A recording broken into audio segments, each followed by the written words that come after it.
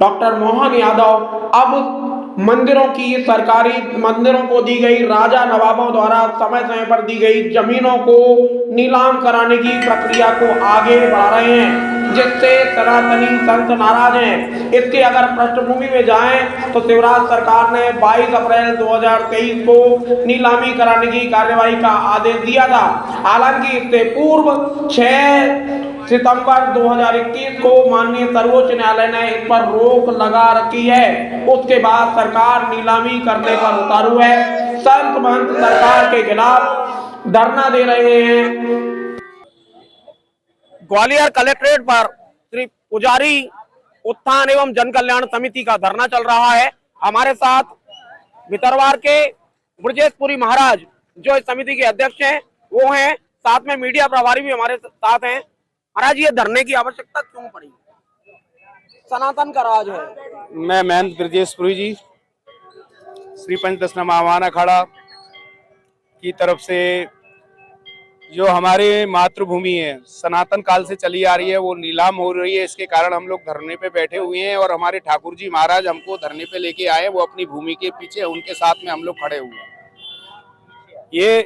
ये जो सब परंपरागत से चला आ रहा है कि सनातन धर्म जब जगत गुरु शंकराचार्य जी ने 4 पीठ बनाई थी तो प्रशासन उस भूमि को ही नीलाम करना चाहता है। जगत गुरु शंकराचार्य की बनाई हुई प्रणाली है, तो इसमें महंत पुजारी संत महापुरुष सभी पूजा पाठ करने वाले व्यक्ति हैं, उनके रोजी रोटी उसी से उनका दिनचर्या चलती है। जब वो आप उसको ही नीलाम कर देंगे तो फिर वो लोग कैसे ठाकुर जी की पूजा करेंगे। मध्य प्रदेश में 2003 से लगातार सनातनियों की सरकार है। वर्तमान मुख्यमंत्री गाय वाले कहते हैं देश में 11 साल से प्रधानमंत्री पद पर सनातनी काबिज है, फिर ये समस्या क्यों खड़ी हुई?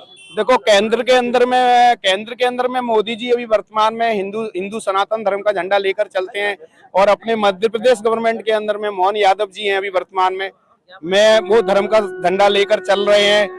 मगर मुझे ऐसा लगता है अनिश्चित कालीन हो सकता है कि ये आपस में लड़ाने की एक साजिश हो सकती है, क्योंकि ये धर्म के नाम पे जो मैं कहना नहीं चाहता, मैं कोई राजनीतिक नहीं हूँ, मैं इतना कहना चाहता हूं कि हो सकता है इस पे राजनीतिक खिचड़ी पकाने के कारण ये आपस में लड़ाने की कोई ना कोई प्रक्रिया है, जिसके कारण उन्होंने इनको आदेश दिया। दतिया के अंदर में एक मंदिर पे आदेश आया नीलामी का।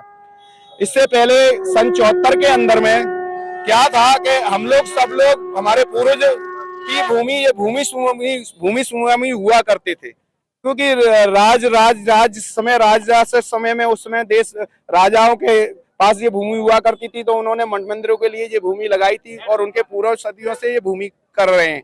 और सन 74 के अंदर में कांग्रेस की गवर्नमेंट होने के समय में सभी मंदिरों के पुजारियों को बुलाने के बाद में उन्होंने प्रस्ताव रखा कि देखो भाई, हम लोग बोले आप लोग परेशान होते हैं, पुजारी अन्य परेशान होते हैं। कभी क्या होता है कि अशरारती तब आके अकेले पुजारी को सताने लगते हैं, कभी जमीन छीन लगते हैं।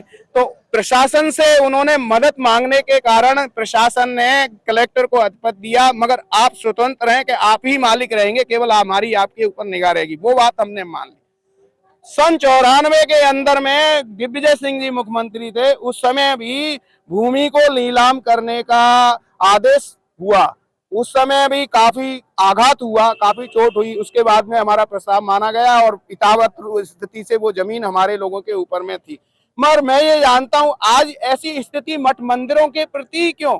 हम नाम सनातन है, मगर ऐसी स्थिति क्यों मठ मंदिरों के प्रति, जो कि इन जमीन को अधिपत्य अपना करना चाहते हैं? मुझे समझ में नहीं आ रहा। इसके कारण हमारे ठाकुर जी ने प्रेरणा दी कि वो स्वयं चलकर, देखो ग्वालियर शहर के अंदर स्वयं चलकर वो स्वयं आकर बैठे हुए हैं, आपके समक्ष हैं, वो बैठे हुए हैं धरने पे। हम सब जितने भी पुजारी मठ मंदिरों के वो सब उपस्थित उन्हीं के सानिध्य में हैं। तो क्या दिग्विजय सिंह की नीति अच्छी थी जो डॉक्टर मोहन यादव वर्तमान मुख्यमंत्री उसका पालन कराने की देखो कारण ये है, ये आदेश जो पारित हुआ है 1-2 महीने पहले आदेश पारित हुआ है। इससे पहले क्या था कि हम लोगों ने ये अभी 16 तारीख को आवेदन दिया था जिला कलेक्टर को, मगर वो उस पर हमारी कोई सुनवाई ना हुई। उसके कारण हम लोग यहाँ सभी उपस्थित हुए। ये प्रशासन की जिम्मेदारी दिखाई देती है या राजनेताओं की? मुझे लगता है राजनीतिक खिचड़ी है कुछ। ये प्रशासनीय अधिकारियों का तो कार्य प्रशासन को चलाने वाले राजनेता लोग हैं, वो लगता है उन्हीं की कुछ ना कुछ होएगा। जौहर देश से बात करने के लिए ब्रजेशपुरी संत जी का बहुत बहुत धन्यवाद। इस समस्या को लेकर ये मैदान में है, ये समस्या सरकार कैसे दूर करेगी ये वक्त बताएगा। मैं सत्येंद्र जैन जौहर देश के लिए अपने कैमरामैन के साथ।